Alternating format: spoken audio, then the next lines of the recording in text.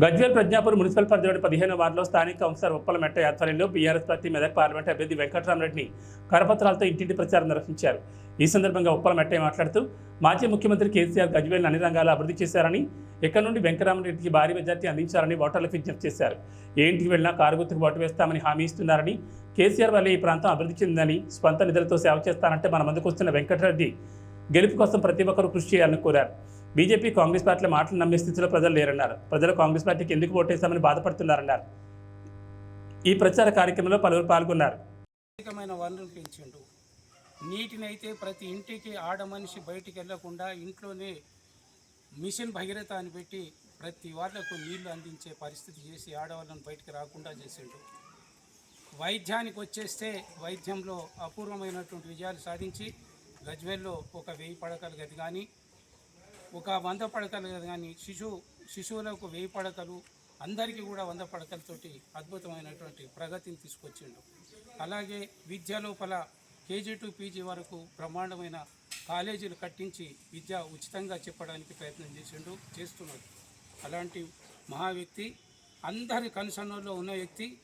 అలాగే ఆయన కన్సర్న్లో ఉన్నటువంటి హరీష్ రావు గారైతే గజ్వేల్ని తన సొంత గుండెలాగా చూసుకొని ఒక మంచి అభివృద్ధి పథకంలో తీసుకొచ్చిండు. మనకు ఒక మంచి రింగ్ రోడ్డు, అద్భుతమైన రింగ్ రోడ్ ఇచ్చిండు 170 కోట్లతోటి. వాటర్కి అయితే పుష్కలమైన వాటర్, చెరువులు అద్భుతంగా తీర్చిదిద్దిండు, ప్రకృతిని ఆనందపరిచిండు. ఇటు నీళ్ళని తీసుకొచ్చిండు. పంచభూతాలు ప్రకృతి, పంచభూతాలలో నీరుని తీసుకోగలిగితే నీటిని అన్నీ తీసుకొచ్చి మన భూమి మీదకి తీసుకొచ్చిండు. ఆ భూమి పుష్కలంగా పంట వండి రైతులు ఆనందంగా ఉన్నారు. రైతులు ఆనందంగా ఉంటే భూమి ఆనందపడ్డది, అటు నీళ్లు ఆనందపడ్డాయి. దాంతో చెట్లు పెరిగే వరకు ప్రకృతి గాలి కూడా ఆక్సిజన్ బాగా పెరిగి అటు కూడా ఆక్సిజన్ పెరిగింది. అందరికీ ఆరోగ్యాలు సుఖ సంపదలు ఇచ్చిండు. ఆ ఆక్సిజన్ తోటి ఏమైంది, ప్రకృతి లైట్లు, కరెంటు, అగ్ని, కరెంట్ అయితేనేమి అసలు కంటి చూపు మేర కూడా పోకుండా కరెంటు ఎప్పటికి వచ్చేటట్టు ప్రయత్నం చేశారు. అందుకే ప్రకృతిని సంతోషపెట్టిన వ్యక్తి ఇవాళ ఇంకొక మనిషి వచ్చింది కాబట్టి ప్రకృతి ఆయనకు వికృతిగా మారింది. ఆయనకి ఏ పనులు చేస్తలేవు, నీళ్ళు వస్తలేవు, కరెంటు చక్కగా ఉండలేదు. అసలు చెప్పడం హామీలు అయితే అద్భుతమైన హామీలు, ఏ హామీలు నెరవేరలేదు. ఒక్క బస్సు తప్ప. అందులో కూడా అడవులు కొట్టుకున్నాడు.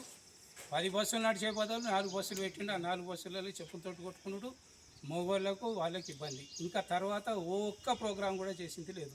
అందుకే జనము అపూర్వమైన స్పందనతోటి మంచి మెజార్టీతోటి ఇచ్చి మన గజ్వేల్ వెంకట్రామరెడ్డిని గెలిపించే పరిస్థితులు ఉంది. వెంకట్రామరెడ్డి ఎటువంటి వ్యక్తి అంటే కలెక్టర్గా ఒక మంచి ఉత్తీర్ణుడు.